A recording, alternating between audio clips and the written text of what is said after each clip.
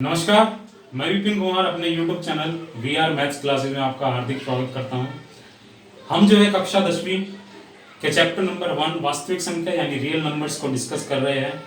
इस चैप्टर से रिलेटेड दो वीडियो हम जो है पहले ही अपलोड कर चुके हैं। आज हम जो है इस चैप्टर की थर्ड वीडियो को डिस्कस करेंगे, थर्ड वीडियो को अपलोड करेंगे आज हम। ठीक है, अब देखते हैं हमें आज क्या क्या डिस्कस करना है। सबसे पहले सेकेंड वीडियो में जो हम डिस्कस कर चुके हैं वो बताता हूँ। Fundamental of theorem of arithmetic की हम सेकेंड वीडियो में कर चुके हैं। प्राइम फैक्टराइजेशन ये भी हम सेकेंड वीडियो में डिस्कस कर चुके हैं। इसकी मदद से एचसीएफ और एलसीएम किस तरह से फाइंड आउट करते हैं ये भी हम सेकेंड वीडियो में डिस्कस कर चुके हैं। और ये एक रिलेशनशिप है, HCF the product of HCF two number and the LCM of two number is equal to the product of these two number. ये हम जो है सारी चीजें वीडियो नंबर 2 में डिस्कस कर चुके हैं। आज जो हम इस वीडियो में जो डिस्कस करेंगे उसके बारे में देख लेते हैं। प्रॉब्लम डिस्कस करनी है पहले तो हमें एक्सरसाइज 1.2 की। जो इस एक्सरसाइज की सभी जो प्रॉब्लम है वो इन्हीं चीजों पे बेस्ड है जो हम आज डिस्कस करेंगे। एक हम डिस्कस करने जा रहे हैं इरेशनल नंबर। स्टार्टिंग में फर्स्ट वीडियो मैंने इसकी डेफिनेशन बताई थी। आज हम डेफिनेशन रिकॉल करेंगे और इस पे बेस्ड मोस्ट इंपोर्टेंट क्वेश्चन भी हम करेंगे जो लगभग हर बार बोर्ड क्लासेस में आता है, जैसे कि show that √2, √3, √5 is an irrational number. ठीक है, इज एन इरेशनल नंबर। और प्रॉब्लम डिस्कस करेंगे एक्सरसाइज 1.3 की। तो इस वीडियो में हम कोशिश करेंगे जितना भी टारगेट हम लेके चले हैं वो सारा कवर हो जाए। ठीक है, तो प्रॉब्लम लेते हैं अब हम। ठीक है, क्वेश्चन डिस्कस करते हैं। ये जो है प्रॉब्लम है एक्सरसाइज 1.2 की जो हम अब डिस्कस करेंगे। 3 प्रॉब्लम मैंने ली है इसमें। पहली क्या है, फर्स्ट क्वेश्चन ये है, उसका फर्स्ट पार्ट है express 140 as a product of its prime. हमें क्या करना है, 140 को उसके अभाज्य गुणनखंड के रूप में दर्शाना है, लिखना है। क्वेश्चन समझ में आ गया पहला। दूसरा क्वेश्चन क्या है, find HCF and LCM of the following integers. इन दो इंटीजर्स का LCM भी निकालना और HCF भी निकालना है। And verify that HCF into LCM is equal to product of the two number. ठीक है, ये सेकंड क्वेश्चन है। थर्ड में हमें क्या करना है, ये प्रॉपर्टी पे डिस्कस बेस्ड है। Given that HCF of 306 and 657 is equal to 9, find LCM। तो हम इन तीनों प्रॉब्लम को लेते हैं, उसको डिस्कस करते हैं। देखिए किस तरह से। सबसे पहले हम ले लेते हैं प्रॉब्लम नंबर 1। ठीक है, 1 का सोल्यूशन ये क्या कह रहा है, 140 को prime product of its prime में एक्सप्रेस करना है। तो हम क्या करेंगे, प्राइम फैक्टराइजेशन कर देंगे 140 का। इस तरह से कर देते हैं सिंपली। वैसे लास्ट में 0 है तो ये 2 से हो सकता है, 2 पे गया 70, लास्ट में 0 फिर से 2 पे जा सकता है 35, लास्ट में 5 है तो ये जा सकता है 5 से 7 और ये 7 पे 1। तो that mean so this implies क्या आ गया, 140 can be written as 2 into 2 into 5 into 7। ये आ गया हमारा आंसर। तो हमने एक्सप्रेस कर दिया 140 को प्रोडक्ट ऑफ प्राइम्स। ठीक है, ये हो गया सॉल्यूशन फर्स्ट का। इसमें अब जितने भी पार्ट दिए हुए हैं आप सभी को इस तरह से सोल्व करना है। ठीक है, समझ में आ गया होगा आपको। अब जो है सेकंड क्वेश्चन का हम सॉल्यूशन डिस्कस कर लेते हैं। सेकंड क्वेश्चन का हम सॉल्यूशन डिस्कस कर लेते हैं। फर्स्ट पार्ट ले लेते हैं इसका, 26 and 91। ठीक है, 26 and 91। क्या करना है, इसका HCF भी निकालना और LCM भी निकालना और ये रिलेशन जो है वेरीफाई भी करना है। तो सबसे पहले हम क्या करेंगे, दोनों का प्राइम फैक्टराइजेशन। तो 26 का प्राइम फैक्टराइजेशन करा, 2 पे गया 13, फिर ये 13 पे गया 1।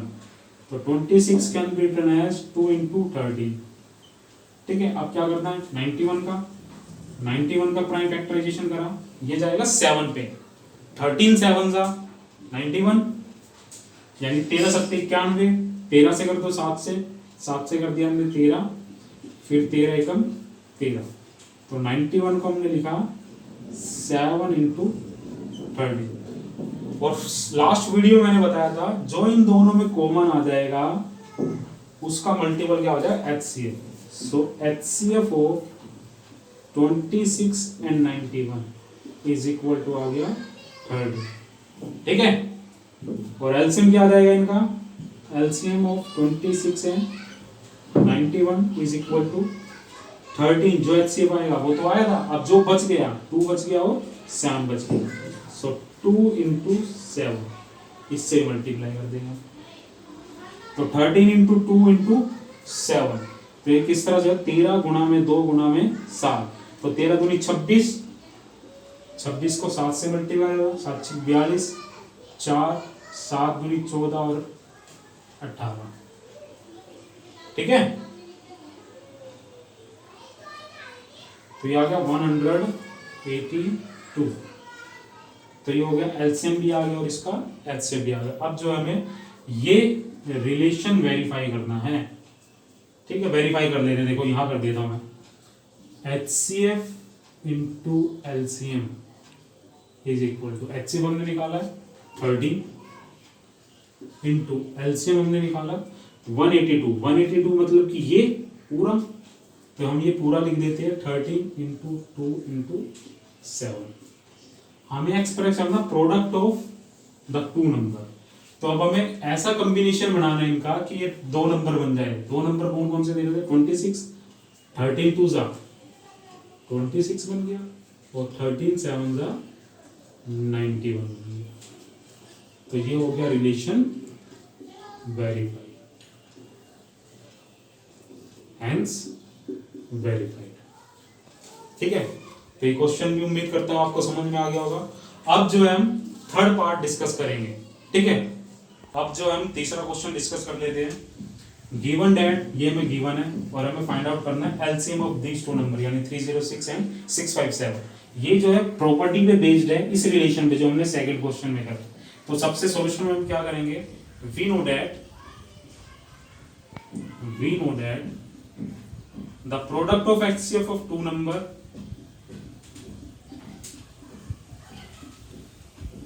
is equal to the product of HCF and LCM। ये हम जानते हैं कि दो नंबर के LCM और HCF का गुणनखंड बराबर होगा उन दोनों नंबर के गुणनखंड के।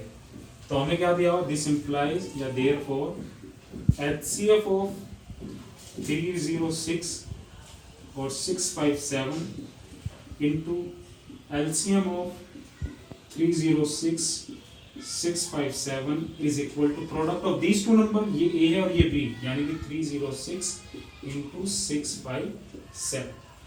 अब ये हमें गिवन है, तो put the value of HCF of 306 and 657। तो पुट करो इसकी वैल्यू, ये हमारे पास 9 into LCM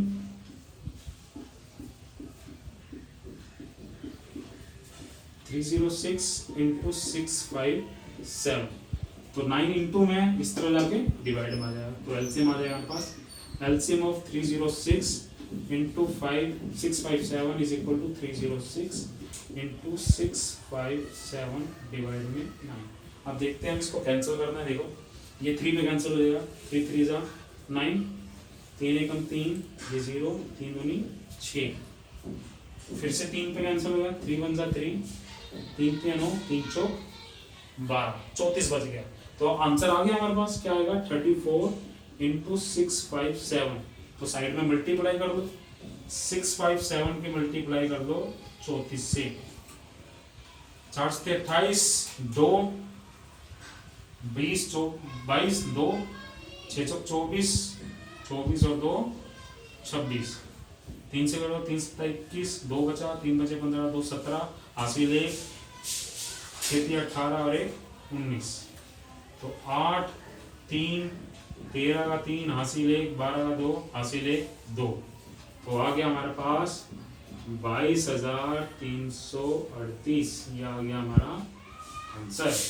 तो उम्मीद करता हूँ आपको ये समझ में आ गया होगा। एक चीज और बता दूं, सिमिलरली ऐसा ही एक है एग्जाम्पल, बुक में एग्जाम्पल दिया हुआ एक्सरसाइज से पहले, वो भी आप कर लेना, इंपॉर्टेंट है। एक जो है फंडामेंटल थ्योरम पे बेस्ड मैंने एक क्वेश्चन करा था लास्ट वीडियो में, आपको पता होगा कि check whether 4 to the power n is and with digit 0 for any natural number n। ठीक है, याद आ गया होगा आपको, अगर किसी ने सेकंड वीडियो नहीं देखी तो वहां से देख लेना। ऐसा ही एक क्वेश्चन जो है एक्सरसाइज में भी है, वो मैं यहाँ पे डिस्कस नहीं कर रहा हूँ, इस बिल्कुल इसके जैसा ही है कि 6 to the power n, क्या ये नंबर जो है 0 पे कभी एंड होगा n किसी प्राकृत संख्या के लिए, ये आप कर सकते हो।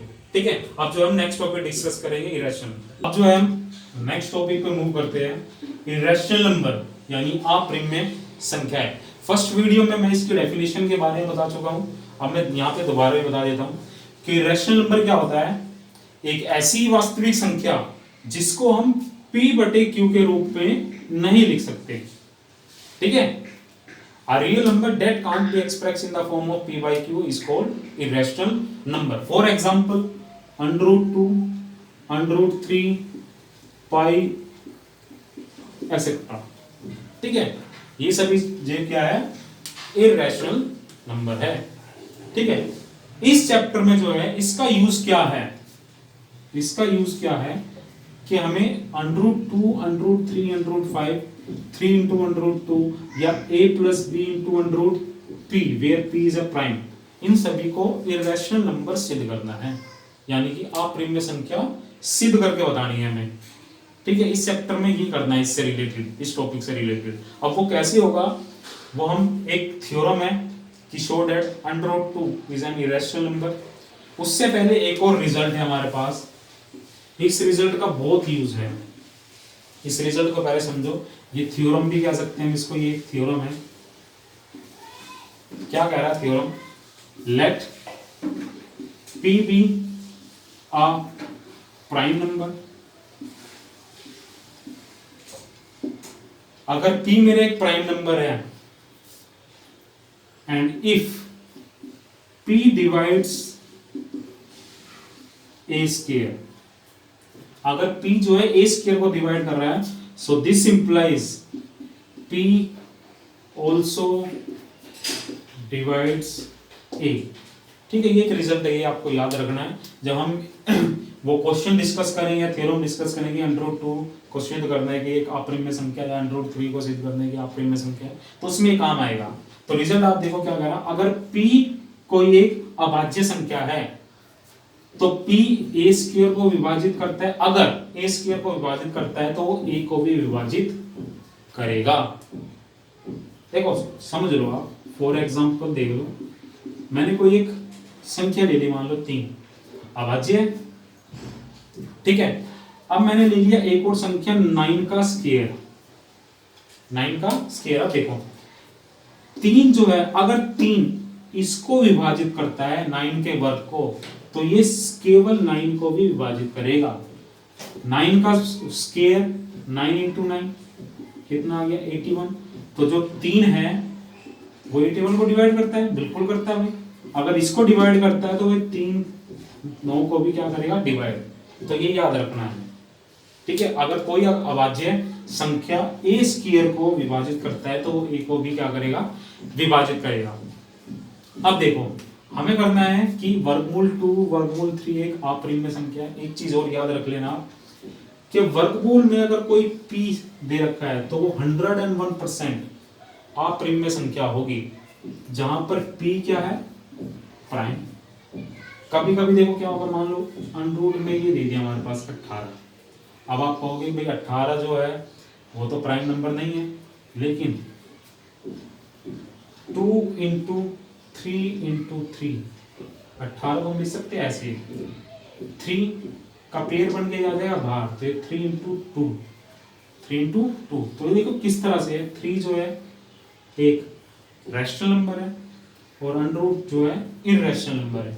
तो 9th क्लास में अगर आपने ढंग से पढ़ा है चैप्टर नंबर 1, वहाँ पे चैप्टर नंबर 1 था, ये रियल नंबर के नाम से ही था शायद, उसमें आपने पढ़ा हो कि रैशनल नंबर और इरेशनल नंबर का प्रोडक्ट, उनका डिफरेंस, उनका सम हमेशा क्या होगा, इरेशनल नंबर, किसी किसी केस में छोड़कर। ठीक है, तो ये आपको याद हो गया। अब चलो हम जो है इसका जो मेन है, जो एग्जाम में आता है, उसको डिस्कस करते हैं। बहुत इंपॉर्टेंट है, उसको आप बिल्कुल ध्यान से समझना। ठीक है, तो अब हम उस क्वेश्चन की तरफ मूव करते हैं। अब जो है देखो हम इसे शो करना है, हमें show that √2 is an irrational number. ये एक थ्योरम है 1.4 पता नहीं 1.5 है, ठीक है। अब इसको हमें सोल्व कैसे करना है, प्रूफ कैसे करना है, हिंदी में बता देता हूँ। सिद्ध कीजिए कि वर्गमूल 2 एक अप्रिमेय संख्या है। इसको सिद्ध करने का हमारे पास एक मेथड है, उसको बोलते हैं कंट्राडिक्शन मेथड। कौन सा मेथड? कंट्राडिक्शन। हिंदी में बोले तो विरोधाभास तकनीक होती है। विरोधाभास तकनीक मतलब क्या होता है कि जो हमें प्रूफ करने के लिए बोला जाता है हम उसको मान लेते ये नहीं है। इसमें जैसे मैं बोला कि शो करो कि ये जो है इररेशनल नंबर है, हम अपनी तरफ से मानेंगे कि ये इररेशनल नंबर नहीं है, यानी कि अप्रिमेय संख्या नहीं है, मानेंगे। और आपको याद होगा जब हमने रियल नंबर्स डिस्कस करा था फर्स्ट वीडियो में, अगर आपको नहीं पता फर्स्ट वीडियो में जाके आप देख सकते हैं, हमने डिस्कस करा था कि रियल नंबर जो है वो दो तरह का हो सकता है, या तो होगा वो रैशनल, या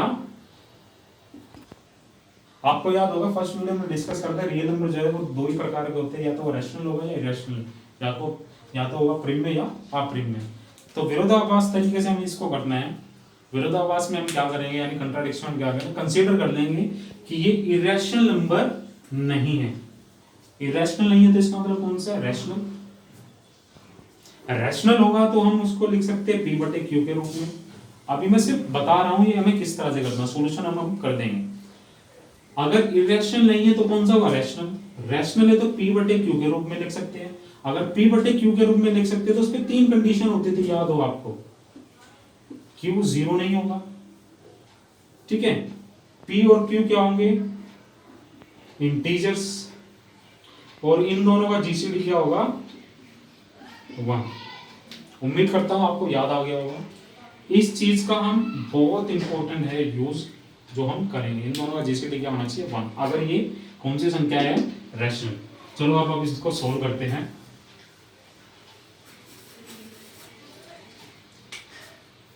मैं इसका सॉल्यूशन इंग्लिश में लिखूंगा, साथ के साथ हिंदी में भी ट्रांसलेट कर दूंगा, आप उसको हिंदी में भी लिख सकते हैं। तो हमने क्या करा, लेट इफ पॉसिबल, सपोज कर लिया, let if possible √2 is not an irrational number. मान लिया कि वर्गमूल 2 एक अप्रिमेय संख्या नहीं है, तो देयरफॉर इसका मतलब क्या आ गया? Therefore √2 is a rational number. अभी मैंने बताया था अगर ये इरेशनल नहीं है तो क्या होगी? रैशनल होगी, यानी कौन सी? परिमेय संख्या होगी। तो परिमेय संख्या हो सकती है तो सो √2 कैन बी रिटन एज, तो वर्गमूल 2 को हम लिख सकते हैं किस तरह से? P/Q के रूप में। तो √2 can be written as equal to P/Q, where P and Q are integers, Q not equal to 0 and GCD of P and Q is equal to क्या होगा? 1। इसको मान लिया हमने समीकरण 1 और इस कंडीशन को मान लो स्टार, ठीक है। इसको हमने मान लिया समीकरण 1 और इसको मान लिया समीकरण स्टार। तो अब हम क्या करना है, नेक्स्ट स्टेप हमारा क्या है? इसी स्टेप वाइज हम चलेंगे, स्टेप वाइज हम चलेंगे तो हमें पूरे मार्क्स मिलेंगे, मार्क्स नहीं घटेगा। तो हम क्या करेंगे, हम स्क्वायर इक्वेशन 1, तो square both sides of equation 1 we get. तो इक्वेशन 1 के दोनों तरफ हम क्या कर देंगे? वर्ग। समीकरण 1 के दोनों तरफ वर्ग करने पर तो दोनों तरफ लेफ्ट हैंड साइड भी वर्क करेंगे और राइट हैंड साइड भी क्या करेंगे? वर्ग। तो ये वर्ग से वर्गमूल कट गया, तो हमारे पास क्या आया? 2 बराबर में p का वर्ग p², q का वर्ग q²। अब क्रॉस मल्टीप्लाई करेंगे तो this implies 2p multiply q² से तो 2² और p² इज इक्वल टू आ जाएगा p² इज इक्वल टू आ जाएगा 2q², ठीक है। तो p² को हम इस तरह से लिख सकते हैं। अब देखो यहां से अब हम क्या करेंगे, आपको याद होगा फर्स्ट वीडियो हमने यूक्लिड डिवीजन लेमा भी करा था, जो क्या कहता था, अगर दो संख्याएं हमारे पास है, पॉजिटिव इंटीजर अगर हमारे पास है, तो बड़ी संख्या को हम इस तरीके से लिख सकते हैं, A can be written as B Q plus R. अगर आर जीरो हो जाता है, अगर आर क्या हो जाए जीरो, तो ए किसी तरह से लिखा जाएगा, A is equal to B Q. अगर ये A is equal to B Q लिखा जाएगा, तो ये जो बी है इन दोनों के क्या हो जाता था, एचसीएफ। बी जो है ए और क्यू, सॉरी बी जो है ए और बी दोनों को क्या हो जाएगा, एचसीएफ, यानी दोनों को ये विभाजित करेगा। तो सेम कंडीशन यहाँ पे लगेगी, this implies p square is equal to 2q square, तो that mean 2 must be divide p square. तो यहां से क्या आया, that is 2 divides p square. अब देखो 2 जो है परिमेय नंबर है, परिमेय संख्या है, सॉरी अभाज्य संख्या है, यानी कि प्राइम नंबर। प्राइम नंबर जो है p स्क्वायर को विभाजित कर रहा है। अभी हमने डिस्कस करा था कि अगर p कोई प्राइम नंबर जो है ए स्क्वायर को विभाजित करेगा तो वो ए को भी करेगा। अब जो 2 है पी स्क्वायर को विभाजित कर रहा है, तो this implies 2 also divides P, 2 also divide P. अगर 2 जो है पी को डिवाइड कर रहा है, तो p can be written as, देखो 2 जो है पी को डिवाइड कर रहा है, मान लो 16, 2 जो है 4 को डिवाइड कर रहा है, 2 जो किसको डिवाइड कर रहा है, 4 को। तो 4 को हम जो है 2 इंटू 2, यानी जिसको डिवाइड, जो डिवाइड कर रहा है उसको मल्टीपल में लिख सकते हैं। तो इसी तरीके से 2 also divide p square, that mean p can be written as, so take p is equal to 2 into some integers, यहाँ पे 2 के मल्टीपल्स के में लिख सकते हैं पी को, where m is some integer. Okay, इसको मान, ठीक है। अब हम क्या करेंगे, now put the value of p in equation, sorry यहाँ पर इसको समीकरण 2 मान, ठीक है। अब हम क्या करेंगे, नाउ यहाँ पे लिख देता हूँ मैं, now put the value of p in equation second में पुट कर देते हैं। p की जगह क्या आ जाएगा 2, सो सेकंड क्या था p स्क्वायर, तो p की जगह आ गया 2m square is equal to 2q square. तो यहाँ से क्या आएगा, दिस इंप्लाइज 2 का स्क्वायर 4, m का square m square is equal to 2q square. दोनों साइड ये कर सकता है, 2 1 जा 2, 2 2 जा 4। तो यहाँ से क्या है, दिस इंप्लाइज q स्क्वायर, ये मैंने पहले लिख दिया, q square is equal to 2m square. तो ये कंडीशन लगभग देखो इसकी तरह होगी ना, बिल्कुल इसकी तरह। 2 पी स्क्वायर को डिवाइड कर रहा है, तो इसमें 2 किसको डिवाइड करेगा, क्यू स्क्वायर को, ठीक है। तो यहां से ये कंडीशन आ गई। मैं रफ कर देता हूं एक बार, इसके बाद देखो क्या होगा, ये मैं रफ कर देता हूं थोड़ा सा।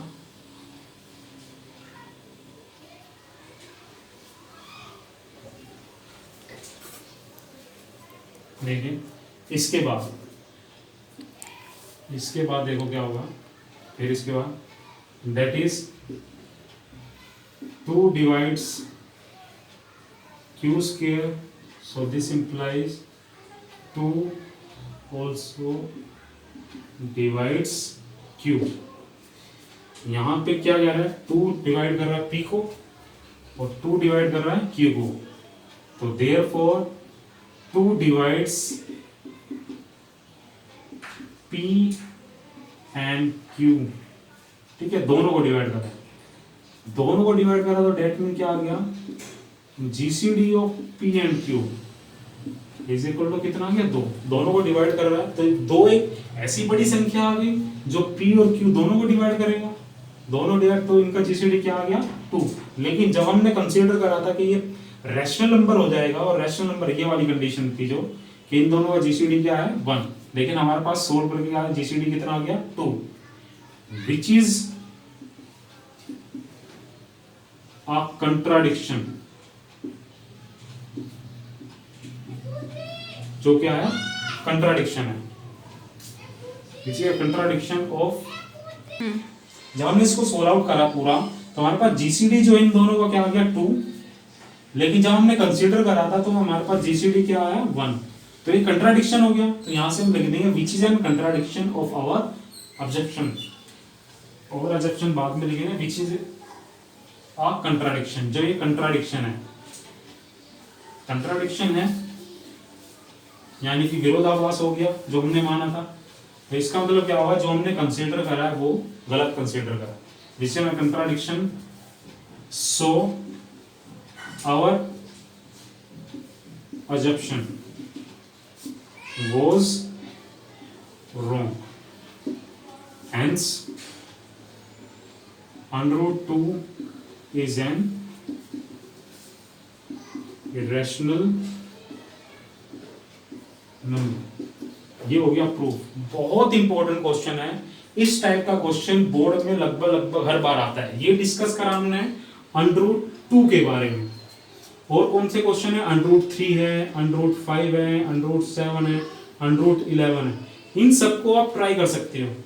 एक हिंट मैं बता देता हूं, जब हमने अंडर रूट 2 के बारे में डिस्कस करा तो हमारे पास 2 आया, जैसे 2 divides p, 2 divides q square, GCD आया 2।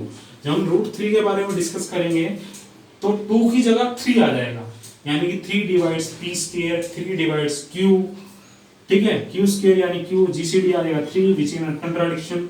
5 के बारे में डिस्कस करेंगे तो 5 divides p square, q square, GCD दोनों का 5 आएगा which is also an contradiction. 7 के बारे में डिस्कस करेगा तो 2 रिप्लेस कर देगा 7 को। तो ये चीज जो है रूट 3, रूट 5, रूट 7, रूट 11, ये आपका होमवर्क है, ये आप डिस्कस करना, ठीक है। इस वीडियो में लगभग इतना ही। आज हम इस वीडियो में इतना ही डिस्कस करने वाले हैं कि अंडर रूट 2 को जो है बहुत इंपॉर्टेंट क्वेश्चन है, फिर से बता देता हूँ। इस पे बेस्ड एक और क्वेश्चन है जो हम नेक्स्ट वीडियो में डिस्कस करेंगे। कोशिश करेंगे कि अगली वीडियो में जो है ये चैप्टर खत्म हो जाए और फिर हम चैप्टर नंबर 2 की तरफ मूव करेंगे। धन्यवाद। इस वीडियो को जो है आप ज़्यादा से ज़्यादा बार देखें। किसी को अगर कोई डाउट है आप मुझे कमेंट बॉक्स में कमेंट करके बता सकते हैं, किसी को कुछ समझ में नहीं आ रहा, ठीक है। तो आप इस वीडियो को ज़्यादा से ज़्यादा देखें, लाइक करें, सब्सक्राइब करें, ठीक है। धन्यवाद।